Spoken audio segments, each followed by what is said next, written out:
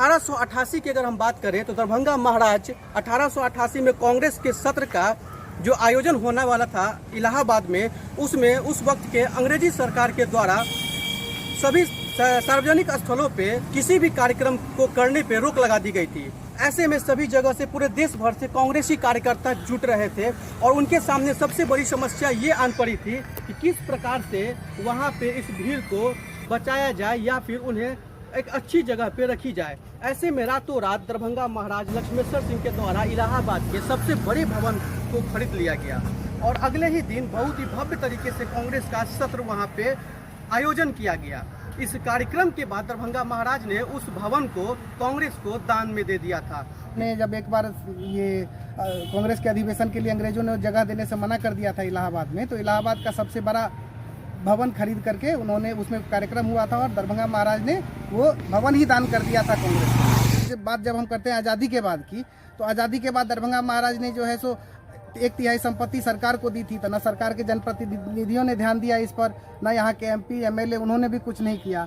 आज बहुत बड़ा योगदान रहा है शैक्षणिक संस्थानों को स्थापना करने में, चाहे कलकत्ता विश्वविद्यालय हो, अलीगढ़ मुस्लिम विश्वविद्यालय हो या काशी विश्वविद्यालय हो। इन सब में जिस समय 1 रुपये का महत्व हुआ करता था, उस समय 50 लाख रुपया दान करके दरभंगा महाराज शैक्षणिक संस्थान में योगदान दिए थे। बात अगर दानवीरों की होगी तो दरभंगा महाराज सबसे ऊंचे पायदान पे आते हैं। बात अगर करें बनारस हिंदू यूनिवर्सिटी की, तो बनारस हिंदू यूनिवर्सिटी को बनाने में उस समय कुल 1 करोड़ का बजट आया था, जिसमें से सिर्फ दरभंगा महाराज 50 लाख रुपये उसमें डोनेट किए थे। आज शायद अलीगढ़ मुस्लिम यूनिवर्सिटी को याद होगा कि उस यूनिवर्सिटी को स्थापना करने में गैर मुस्लिम सबसे बड़े डोनर के रूप में दरभंगा महाराज ही आए हुए थे। अगर बात करें दरभंगा महाराज की ठाट बाट की, तो उस वक्त दिल्ली के समकाल में दरभंगा का यहाँ का व्यवस्था था। दिल्ली के तरह यहाँ पे लाइट से लेकर के ट्रेन और हवाई यात्रा तक की सुविधा उस समय मुहैया कराई जा रही थी।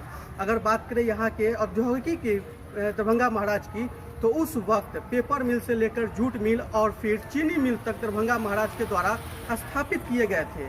आज उस कंपनियों के स्क्रैप बेचकर लोग करोड़ों रुपए कमा रहे हैं, लेकिन दरभंगा महाराज की ओर किसी की भी ध्यान नहीं है। न्यूज़ 18 के लिए दरभंगा से अभिनव कुमार।